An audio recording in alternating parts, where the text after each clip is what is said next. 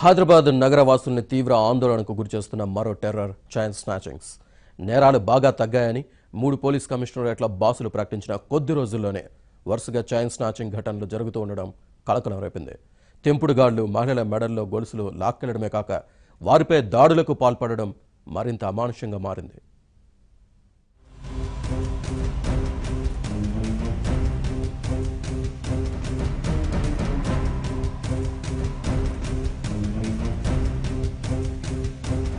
బంగారు నగల్ని ఇళ్లలో పెట్టుకుని ఊళ్లకు వెళ్తే దొంగల భయం, వాటిని మెడల్లో వేసుకుని బయట తిరిగితే చైన్ స్నాచర్ల బెడద అన్నట్లుగా మారింది పరిస్థితి.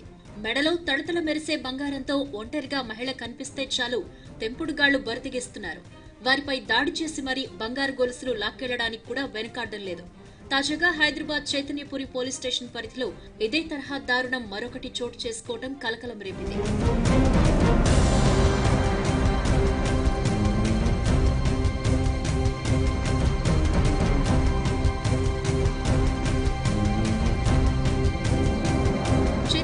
వికాస్ నగర్ లోని ధరణి అపార్ట్మెంట్ ముందు విజయలక్ష్మి అనే మహిళ నిల్చుని ఫోన్ మాట్లాడుతూ ఉండగా చైన్ స్నాచర్లు రెచ్చిపోయారు. వెనుక నుంచి మహిళపై దాడి చేశారు.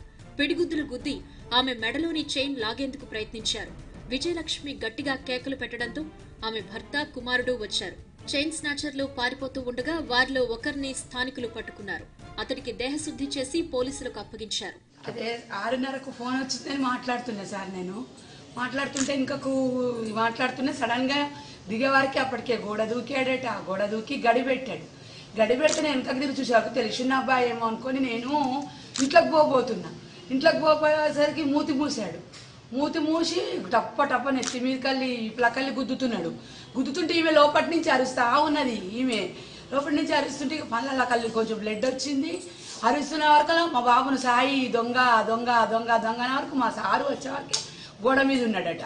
మా బాబు వచ్చేసరికి గోడ దిక్కుపోతే వీడ బండి స్టార్ట్ చేస్తున్నాడు. వాడు అనుకోనే వచ్చాడు. బండి కూడా అటువైపు పెట్టుకున్నాడు. ఒక్క ఆయనని పట్టుకున్నాం. ఇక ఈ నెల 3న కుషాయిగూడ పోలీస్ స్టేషన్ పరిధి ప్రశాంత్ నగర్ లో జరిగిన చైన్ స్నాచింగ్ కేసు ఇంకా తేలలేదు. ప్రశాంత్ నగర్ లో మాధవి అనే మహిళ నడుచుకుంటూ వెళ్తూ ఉండగా ఓ దుండగుడు బైక్ పై వెనక నుంచి వచ్చి ఆమె మెడలోని బంగారు గొలుసును లాక్కెళ్లాడు.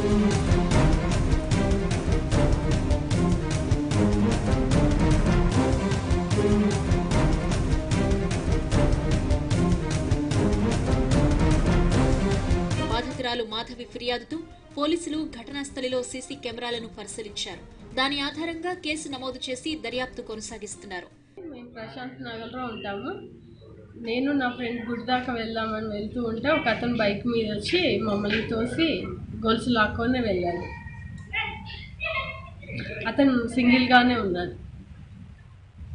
హెల్మెట్ ఉంది. Black colour bike. అది 12:30. కంప్లైంట్ చేశారా? చేశామండి. అబ్బాయి green and white checks shirt. Chain స్నాచింగ్లకు పాల్పడుతున్న వారిలో కొందరు విద్యార్థులు ఉంటూ ఉండడం మరింత కలకలం రేపుతోంది. జల్సాలకు అలవాటు పడిన వారు తమకు కావలసిన డబ్బు కోసం ఇలాంటి అడ్డదారులు తొక్కుతున్నారు అని పోలీసుల విచారణలో తేలింది.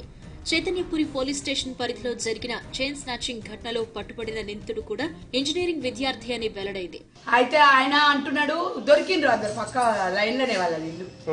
అయితే ఆయన అంటుండు ఏదో అండి తెలివక చేశాడు, బీటెక్ కదా వ్యసనాలకు చేశాడు, ఏమన్నా కండి అని చెప్పంతే మా బాబు బాగా గొప్పడ్డాడు. వ్యసనాలు అయితే కష్టం చేసుకొని బతుకుండు. బీటెక్ 3rd year అట పిల్లగాడు. గోపీకృష్ణ పిల్లగాని పేరు. ఇచ్చాం చైతన్యపురి పోలీస్ స్టేషన్. అయితే నేరాలు తగ్గాయని 3 పోలీస్ కమిషనరేట్ల బాసులు ప్రకటించిన కొద్ది రోజుల్లోనే వరుసగా చైన్ స్నాచింగ్ ఘటనలు చోటు చేసుకుంటూ ఉండడం పోలీసులకు సవాల్గా మారింది. గతంలో గొలుసు నేరాలకు పాల్పడిన వారిపై ప్రత్యేక నిఘా వేసి ఉంచారు. మరోవైపు మహిళలు తెంపుడుగాళ్ల భయంతో ఒంటరిగా బయటకు రావాలంటేనే భయపడిపోతున్నారు.